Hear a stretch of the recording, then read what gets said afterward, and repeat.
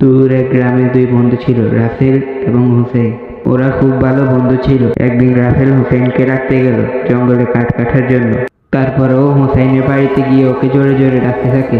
হোসেন, এই হোসেন, তাড়াতাড়ি ঘর থেকে বেরিয়ে আস, জঙ্গলে কাঠ কাটতে যেতে হবে। আরে ওই তো বন্ধু ডাকছে, তাতে বাইরে যাই। তারপরে এই কথা বলে হুসেন বাইরে যেতে লাগলো।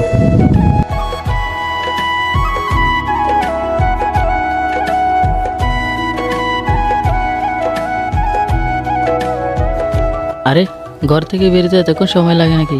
চল আমরা কাঠ কাটতে যাই। চল, আজকে বেশি করে গাছ কাটতে হবে, ঘরে বাজার সদে কিছু নেই।